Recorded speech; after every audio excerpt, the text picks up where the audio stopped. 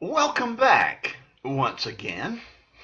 This is the 17th segment of Making Sense for 7 Minutes.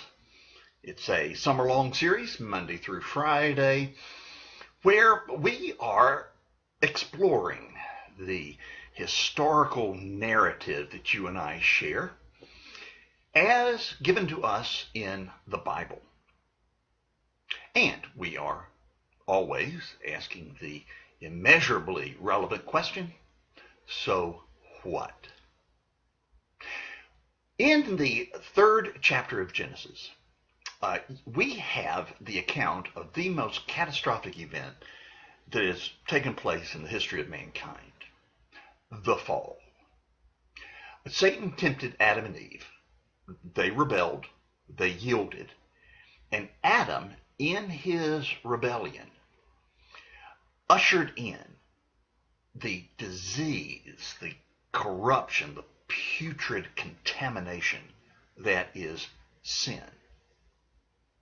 But not only did sin enter the world, impacting the entire created order, but it also brought in the symptoms of the disease, the things that we do wrong that bring about pain and suffering.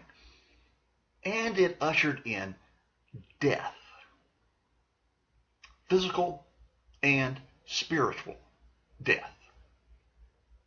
God, however, in his great love for them, sought them out, if you will, and saved them. Incidentally, we know that Adam and Eve were rescued, saved, if you will, because they were able to teach their children, Cain and Abel, how to worship properly. But not only did Adam and Eve need saving, the entire world, all of the cosmos, including all of Adam and Eve's progeny, needed saving. So it's not only fascinating, but highly significant what happened next. After his conversation with Adam and Eve, God turns to Satan, who, as far as we can tell, doesn't say a word. And I think that's because he knew better. He had been confronted by his Creator before, and it did not turn out so good for him.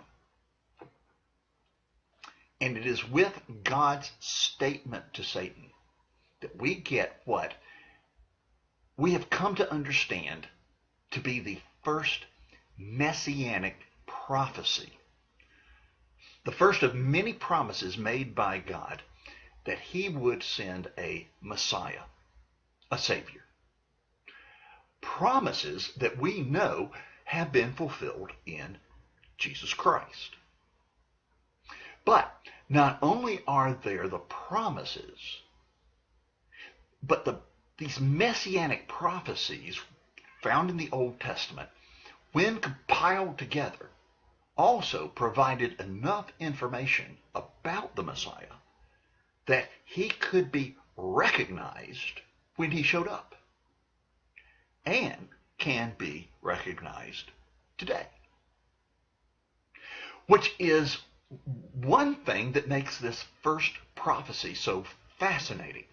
Now, you'll find it in the 15th verse of the third chapter of Genesis, where God says to Satan, I will put enmity between you and the woman, and between your seed and her seed. He will crush your head. You will bruise his heel. Well, that's rather cryptic. And if Adam and Eve were listening, although they may have been too upset to even know what was going on, but if they had been listening, they probably were going, what in the world is he talking about? But you and I, with the historical hindsight that we have, can recognize in this one verse the gospel of Jesus Christ. I will put enmity between you and the woman. Enmity. Hostility. And between your seed and her seed. Now we understand seed to be offspring, that which is reproduced. Well, we know what Satan's offspring is. We see it all around us. But Eve's offspring is Jesus. And you see that in the lineage of Jesus in Luke 3.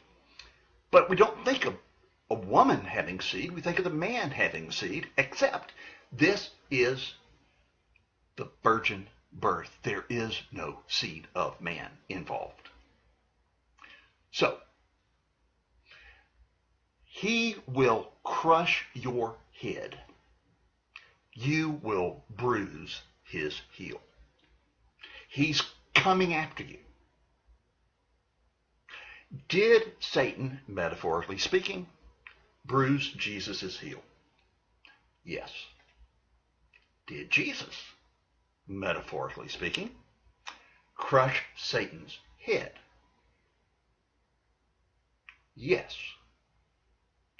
If you bruise your heel, no big deal. You crush your head, it's death. The heel was bruised at the crucifixion. The head was crushed with the resurrection. Thanks, y'all.